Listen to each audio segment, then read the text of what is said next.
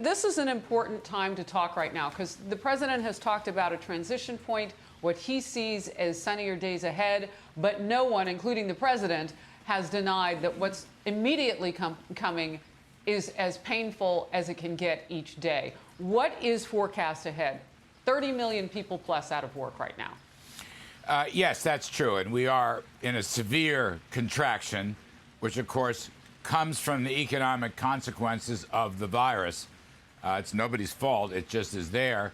And the strong steps the president has taken to deal with the virus, which has put us medically, in terms of public health, in a much better position. I mean, the curve is flattening out, and you're seeing states now beginning to use our federal guidelines put together by President Trump, Vice President Pence, as metrics, if you will. It's going to be data-driven. Health and safety is first. But a lot of states are either beginning to or about to reopen. That'll help the economy. But no, there's no question, Harris, this is a deep, painful, hardship-ridden contraction. It is not completed yet.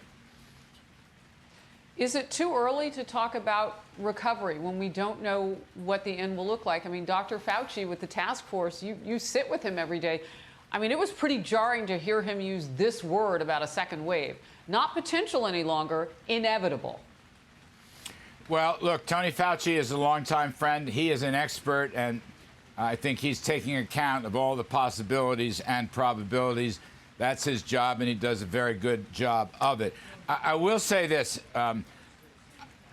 We are, I believe, based on the numbers flattening out, that May is going to be a transition month for reopening the economy. Let's just call it May and spilling over into early June. We've been meeting with business people, large and small companies, CEOs, almost everybody. People are looking towards reopening. And I think when you see that, it is a turning point. I don't think that's an unfair word to use, or it's not unrealistic to hope this is a turning point. We have very high hopes that given the huge rescue package put together by President Trump with the Senate and the House. I mean, we've actually put in the Federal Reserve and the budget stuff, Harris.